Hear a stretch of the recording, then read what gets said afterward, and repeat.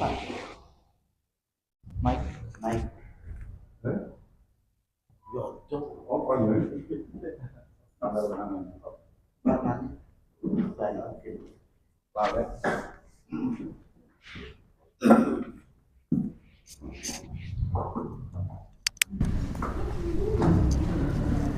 Bismillahirrahmanirrahim. Assalamualaikum warahmatullahi wabarakatuh. Waalaikumsalam warahmatullahi wabarakatuh.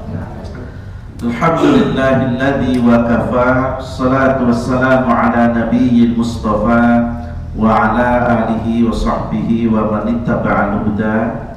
Asyhadu an la ilaha illallah wahdahu la syarika lah wa asyhadu anna Muhammadan abduhu wa rasuluh.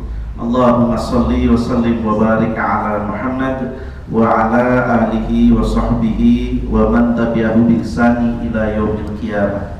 Qala rabbi ishrah li sadri wa yassir li amri wa hlul 'uqdatam min lisani yafqahu qawli. Wa qala ta'ala aidan ya ayyuhalladzina amanu kutiba 'alaikumus shiyam kama kutiba 'alal ladzina min qablikum la'allakum tattaqun. Shadaqallahul 'azim. Amma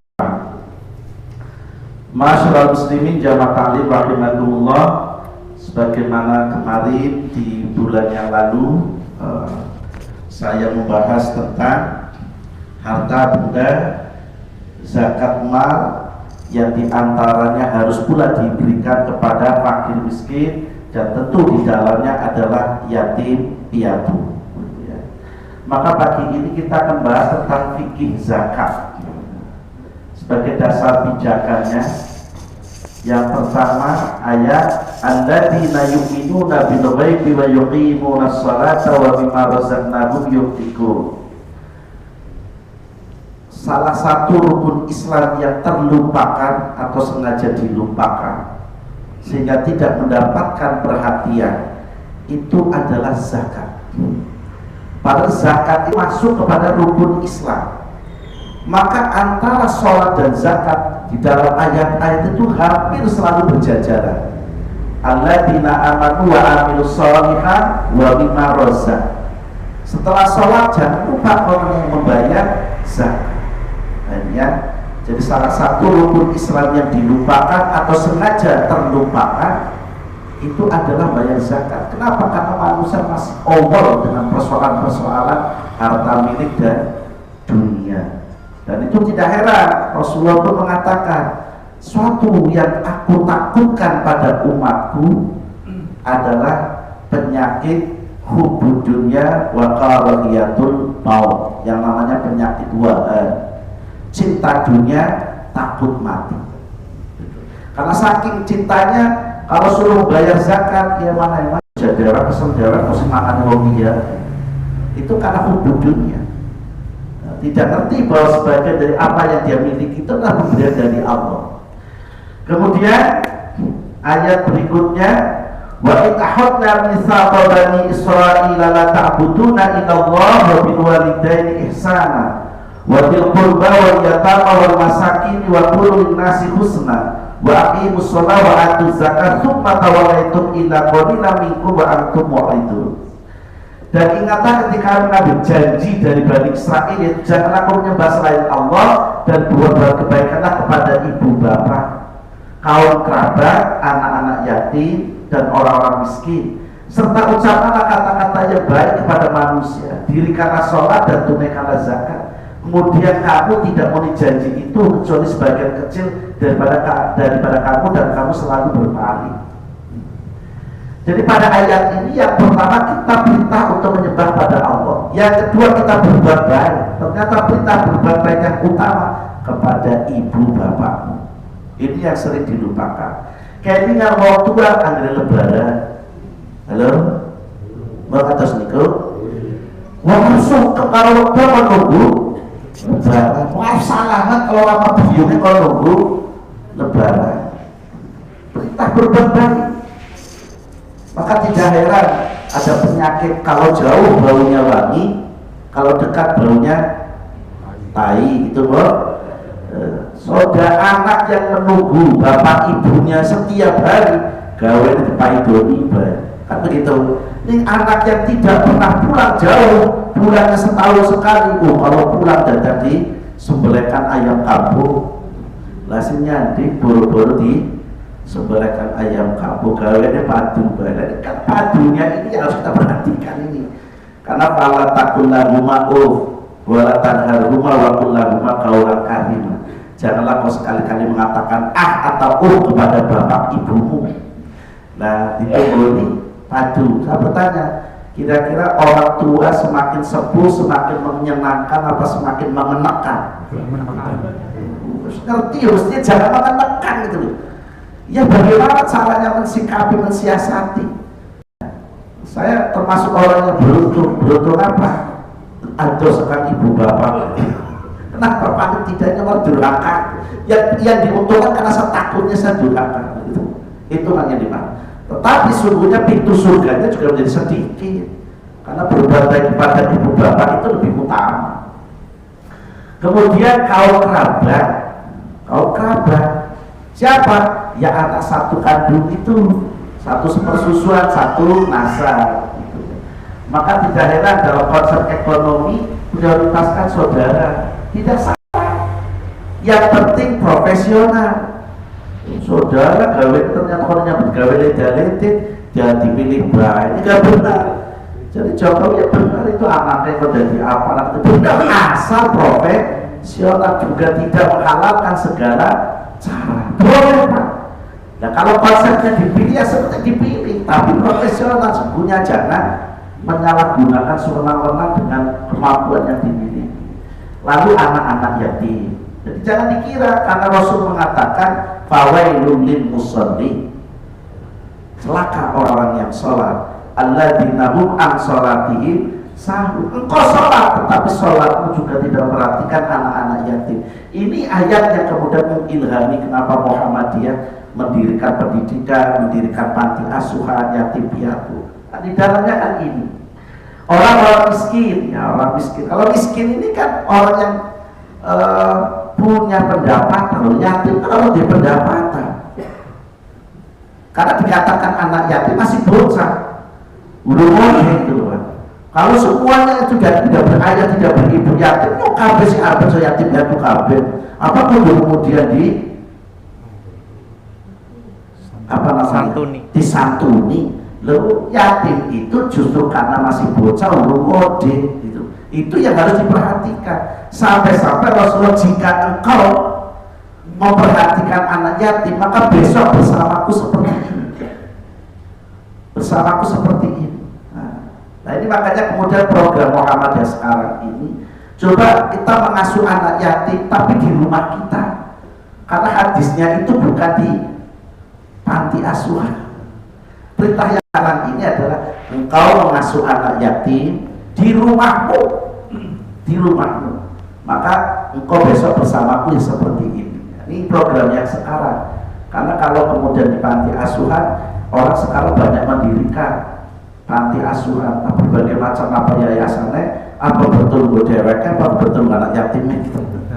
Jadi perkara. Sehingga sekarang Muhammadiyah mindsetnya sekarang, ayo kembali dibawa anak orang lain yang anak yatim atau piatu itu ke rumah, bukan dikumpulkan gitu. Karena kalau dikumpulkan rasa kasih sayangnya juga berbeda. Ya mau anak bocah yatim piatu sakit sing ngasuh siji, ya aneh. Sing ngasuh kasih tau dia anak dia bojo, anak cilik-cilik. Ya pandemi ngopen anaknya dia, bukan ngopen anaknya bohong. Masalah lagi ya. Serta ucapkanlah kata-kata yang baik kepada manusia, bukan kata-kata dasmu. Itu loh maksudnya. Bertanya begitu. Nah, masa pimpinan ya kan begitu ya soalnya. Dirikanlah sholat dan tunaikanlah zakat. Ya, selalu ada kata itu, sholat dan zakat. Kemudian kamu tidak memenuhi janji itu, sebagian kecil daripada kamu dan kamu selalu berpaling. Jadi hakikatnya orang yang meninggalkan tidak bayar zakat, zakat mal Bapak Ibu, bukan zakat fitrah, zakat mal. Yang diskusi yang di sini saya itu ya disebut orang yang telah berpaling. Dari apa? Dari rukun Islam, dari kewajiban merukun. Definisi zakat. Menurut bahasa zakat itu berarti suci, tambah, berkembang, berkah, beres. Jadi kalau orang membayar zakat dari harta yang kita miliki menjadi suci. Harta yang kita miliki justru akan semakin tumbuh banyak, akan tumbuh semakin berkembang. Bahkan harta kita miliki akan menjadi keberkahan. Berkah itu maknanya luas, Bapak Ibu. Anak-anaknya soleh-soleha, manut-manut, ya, kesehatannya selalu ada menyertai, itu keberkahan. Jenengan sugih, anaknya bejut, ya waduh, anak itu. Jadi itu berkah itu jangan dimaknai harus dalam bentuk materi. Ini ada di Quran, ini semua. Surat 30, 39, surat 9, 103, surat 18, ayat 81. Jadi tumbuhnya harta, berkembangnya, dan kita akan berperilaku pada di sini, Pak. Makanya sampaikan, kalau seseorang memakan dari harta yang haram, akan menumbuhkan perilaku yang buruk. Karena dalam tubuh manusia ada segumpal darah, dan darah itu dihasilkan dari makanan. Nah, ini pentingnya kesana. Al-Baqarah 261. Masalul ladina yunfiquna amwalahum fi sabilillah kama salihabatin ambatat asana bila bikulli sumbulatin mi'atu habba wallahu yudha'ifu liman yasha wallahu wasi'un alim. Perumpamaan nafkah yang dikeluarkan oleh orang-orang yang menafkahkan hartanya di jalan Allah adalah serupa dengan sebutir benih yang menumbuhkan 7 bulir, pada tiap-tiap bulir 100 biji.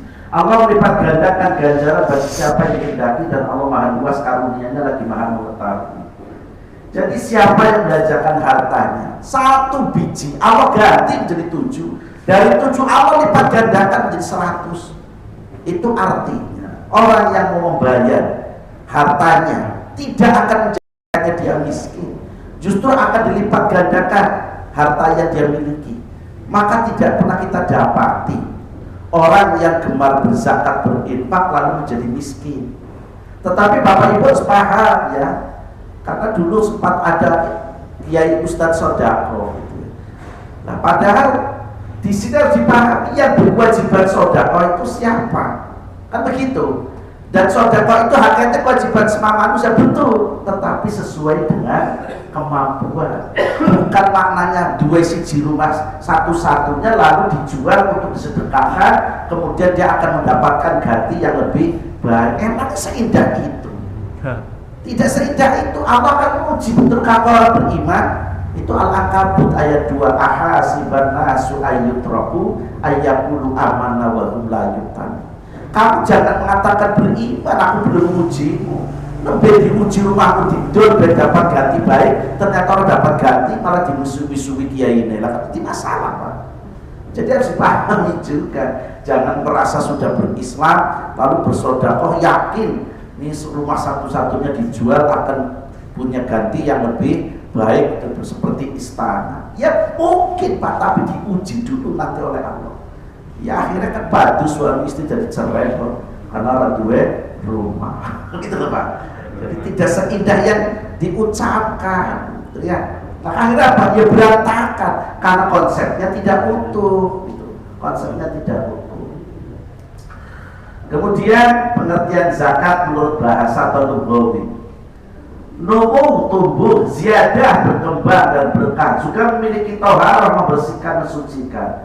Ini menurut istilah menyerahkan sejumlah harta tertentu yang diwajibkan Allah kepada orang-orang yang berhak menerimanya. Siapa yang menerima? Mustahil. Gitu ya, mustahil. Kemudian zakat itu dibedakan menjadi 2. Zakat fitrah, zakatnya jiwa yang dikeluarkan setiap di bulan Ramadan, beratnya 2,8 kg, sekarang diputuskan menjadi 3 kg. Artinya boleh membayar segini, cuma kan kemudian merepotkan panitia, Boh. 2 kilo baru, oh ngeli teman gitu loh. Boh berbuat kebaikan saja kok hitung-hitung gitu ya. Boh ya, dia disempurnakan lah, maka disempurnakanlah menjadi 3 kg. Jika dikeluarkan 45.000 rupiah, jika berasnya 1 kilonya 15.000. Jadi untuk kebaikan itu ya yang terbaik. Itu jangan Ya sing penting kok 3 kilogram, ya beras ini harga 10.000, ya boleh silakan, tapi kan akhirnya kebaikan akan kembali pula pada diri sendiri. Nah, maka sekaligus bagi yang mau bayar fidyahnya adalah 35.000. Ya, kemarin kami ikut sosialisasi FGD itu 35.000. Kalau keputusan MUI pusat itu 60.000. Kenapa 60.000? Karena yang jadi standar makannya orang Jakarta. Orang Jakarta makan kan sekali makan minimal 60.000 gitu. Nah, mungkin ada yang debat lagi. Karena pemerintah menyelenggarakan makan gratis 10.000. Jadi kan belum sih. Ini kan mesti makan kayak gitu itu. Harus dipertanyakan. Dan ternyata 10.000 di Jawa tidak bisa, di Irian Jaya 10.000 Pak. Di sana ternyata 70.000. Harga 10.000 di Jawa, di Irian Jaya 70.000. Kan juga masalah Pak. Maka mestinya kalau saya cocoknya bukan makan gratis, sekolah gratis semuanya. Sekarang kan gratisnya di negeri, yang di swasta kan tidak. Kalau makan itu saya amati dari dulu, panjenengan punya anak juga kasih makan semua kok. Dan yang kedua, makanan yang diberikan sekarang belum tentu cocok buat generasi saiki gitu Pak. Karena generasi sekarang itu makannya kan mie gacoan. Ya. Kan itu anak muda sekarang masih makan kayak gitu terus, ya mereka akan timbul masalah nanti di kemudian hari. Bukan saya mendorong, itu realita.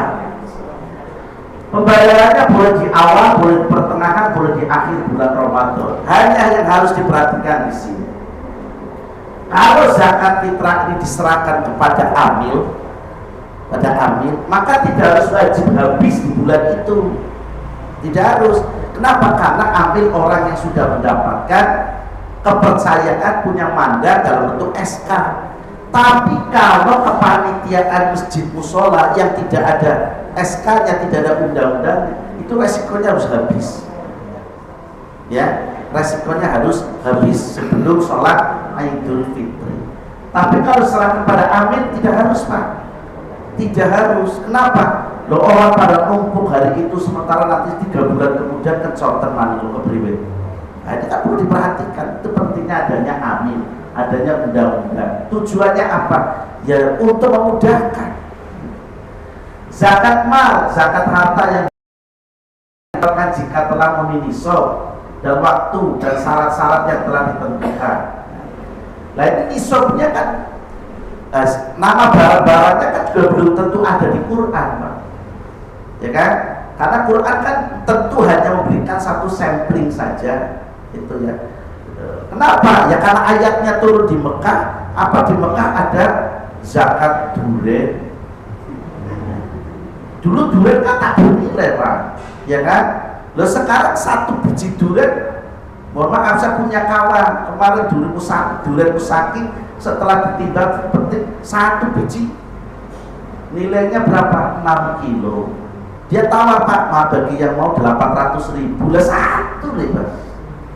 Di Quran orang-orang itu zakat duren. Nah, kalau kemudian Islam itu berkutat-kutit tekstualis, ya Islam bukan semakin berkembang, nah, Islam ya semakin terpencil gitu loh. Coba lagi dokter itu senemek oleh duit tuh. Si dimek pokoknya aja bisa loh seneng. Sekali ngemek dapatnya 1,5 juta. Loh gimana teman itu 1 orang. Saya dapat informasi di salah satu rumah sakit, dokter spesialis di salah satu rumah sakit per bulannya 40 juta. Itu 1 rumah sakit. Lah sementara nyorika pada ngelek duit semua nunggu pirang tahun. Oh, takkan tekan. Itu nggak ada kewajiban bayar zakat. Ayatnya orang mana? Dokter spesialis Quran. Ya, kan nunggu kayak gitu-gitu. Ya maka perlu dikiaskan. Dan dengan mengkiaskan kemarin petani saja dalam 6 wasak gabah itu wajib di zakati. Golek nunggu telu bulan sampai 4 bulan. Wis jempalitan sirah go sikil go sirah. Udan terik panas matahari harus di sawah. Kan begitu. Dokter berangkat bersih, pulang masih bersih. Duitnya akeh lah. Kepriwe coba. Nggak usah dokter lah sekarang guru suaminya guru PNS, istrinya guru PNS, ya, gajinya aslinya 3.500.000, profesinya karena sudah diinvasi 3,5 juta kan jadi pitung, istrinya sama, mau menjadi 14 juta, orang anak zakat, ayam temen lah itu, nah tambah kaya kalau begitu Pak, dan tidak menjadikannya berkah. Gitu. Makanya tidak heran dengan adanya invasi sertifikasi itu banyak ibu-ibu kemudian minta cerai mendadak. Itu gak berkahnya di situ Pak. Anak dulu kan sing penting anak segala bojo barang sudah diinvasi duit tauke, beli pupur, beli apa bedak macam-macam. Akhirnya tambah kinclot banyak yang naksir. Kan begitu. Jadi masalah kalau katakan. Oke. Waktu pembayaran pada bulan apapun sesuai dengan jenis zakat, tapi sudah memenuhi ketentuan 1 nisab, 1 tahun, gitu ya. Apa perbedaan infak dan sedekah dan zakat? Istilah zakat, sedekah, zakat dan infak menunjukkan pada satu pengertian, yaitu sesuatu yang dikeluarkan. Intinya yang dikeluarkannya lah. Orang terkadang suka ribut memperdebatkan tentang istilahnya, tapi ujung-ujungnya lagi ngetok naik. Apa? Maka sekarang kata Hasyim Mujadi, alhamdulillah sekarang sudah tidak ada lagi orang perdebatkan kuno. Kenapa? Orang bocah nom sholat subuh masjid. Pasti sering memperdebatkan bocah nom, kok. Jadi orang tua itu lah sholat kunut yang ngono, orang yang ngono barang sunah iki. Gampang. Sering ributkan bocah nom. Ini ujung-ujungnya dari orang makan sholat. Itu nah, pada satu pengertian yaitu intinya dikeluarkan. Zakat, infak dan sedekah memiliki persamaan dalam peranannya memberikan kontribusi yang signifikan dalam mengentaskan kemiskinan. Intinya kan di situ. Makanya Allah yarham Anas Fahrudin seringkali tidak bedakan mana infak mana zakat. Kenapa? Intinya gelem ngetok laporan. Karena seringnya ribut debat ini pelik juga loh. Apa? Sakunya konsep, kalau ini tidak masuk zakat, Allah yang akan memberikannya. Ini masuk infak. Kalau itu nggak masuk infak, ini masuk sedekah. Nanti kan Allah mencatatnya, nggak akan salah gitu. Dicatat oleh Gusti Allah, oleh malaikat gitu. Yang penting justru mengeluarkan. Kemudian adapun perbedaannya yaitu zakat hukumnya wajib, sedangkan infak sedekah hukumnya sunnah. Zakat dimaksudkan sesuatu yang dikeluarkan, sementara infak adalah sedekah adalah istilah yang digunakan untuk sesuatu yang tidak wajib dikeluarkan. Tidak wajib saja. Jadi pengeluaran yang sifatnya sukarela yang disebut infak dan sedekah. Zakat ditentukan nisabnya. Ya kalau zakat itu tadi ada ketentuannya. Jumlahnya pira, wis setahun apa belum. Kan begitu. Kalau infak, kalau kita punya duit 500.000, 1.000 disedekahkan kan bisa. 1.000 diinfakkan kan bisa, tapi tidak nunggu 1 tahun kan begitu. Jenengan dapat gajian tahun bulan ini kan boleh juga disedekahkan berapapun gaji yang diterimanya. Nah, repotnya bicara-bicara gaji, kalau di Muhammadiyah rata-rata mau gaji 300.000 diperhati banget itu kan masalah di situ. Dan justru pikirannya kita bagaimana memecahkan mereka gitu loh. Maka saya katakan bisa jadi si fakir, si miskin itu nggak pernah sedekah, ya kan? Lalu sedekah apa? Untuk makan aja belum tentu ada.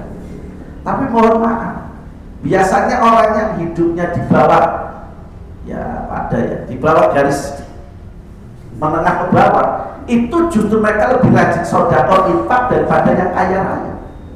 Jadi jangan dikira yang rajin masukkan infak di kota Kamal itu ahniyah. Masjid bagian orang yang mau mengirimkan infak di mana? Ya rata-rata yang beri infak justru kadang kehidupannya pas-pasan. Tapi karena rajin ngaji sadar lah orang kewajiban sedekah infak untuk kehidupan yang sesungguhnya di akhirat. Kan itu persoalannya. Kesadarannya lebih gitu ya. Karena rajin ngaji gitu ya. Walaupun yang masih kau kadang dong ngaji dong tidak kan begitu kan, kober yang ngaji orang kober ya. Bulan Ramadan ini mau pada ngaji kabeh ya yes ngaji pindo betul kan tuh.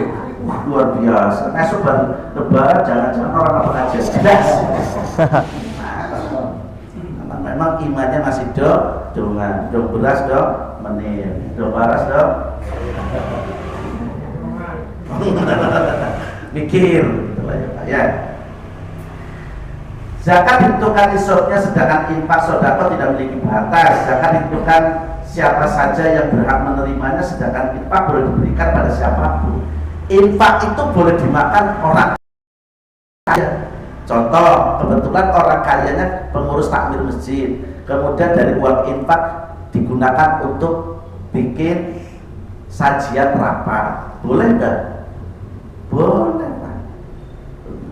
Kaya-kaya kok makan infak, ya enggak apa-apa jadi pengurus takmir gaji bikin orang. Masa hanya sekedar ngambil uang infak untuk nyamian, untuk rames jadi barang haram?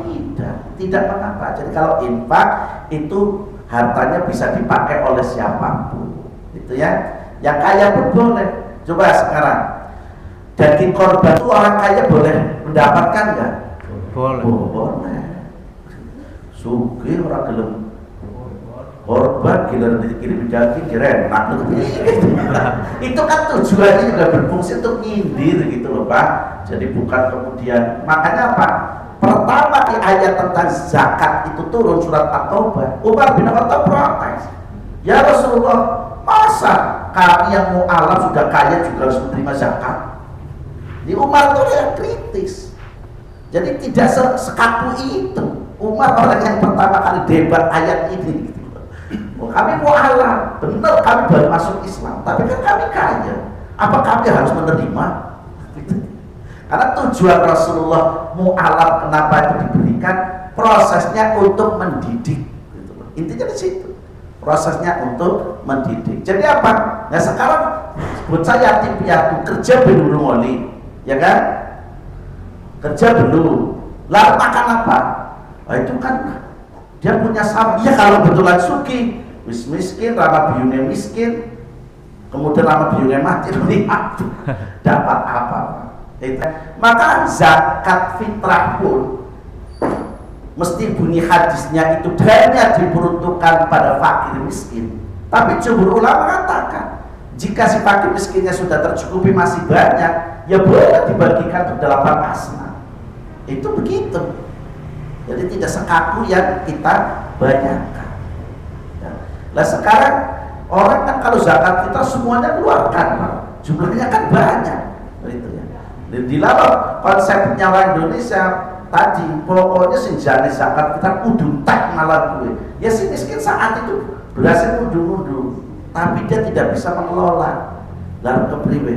Nah, ternyata dijual ya pada apa nilainya sedikit gitu ya. Mestinya kan kalau dikelola model tahun ini ya dapat banyak si A, tapi di pendampingan Pak, dijadikan modal itu ya, sehingga tahun depan Anda sudah tidak lagi menjadi mustahik tapi menjadi muzaki. Mestinya kan begitu. Contoh kalau zaman dulu ya diberikan alat mungkin becak gitu ya, sehingga dia punya alat bisa untuk mode. Itu maksudnya kan kesana boleh. Atau dibuatkan warung.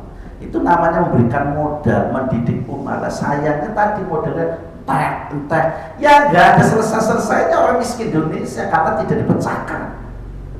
Kan sebahas-bahan yang ngasih makan ikan, itu kan ikan masih mending beranak pinak nanti hidup.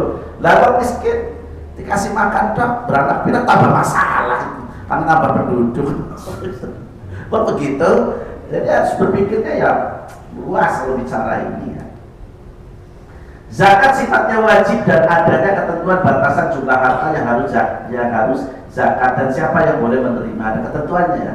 Kalau infak sumbangan sukarela seikhlasnya, sama masih materi. Sedekah lebih luas dari infak karena yang disedekahkan tidak terbatas sama materi saja. Oh, senyum saja kan sedekah, tabasum muka biwahzika laka sedekah. Beri senyum kepada temanmu itu juga merupakan sedekah, tidak harus dalam bentuk materi. Pengertian sedekah berarti benar. Sidik berasal dari kata sidik gitu ya. Orang yang suka bersedekah adalah orang yang benar pengakuan imannya. Karena iman itu bukan sekedar ucapan, iman itu juga bukan sekedar tasdik keyakinan, tapi adanya pembuktian dalam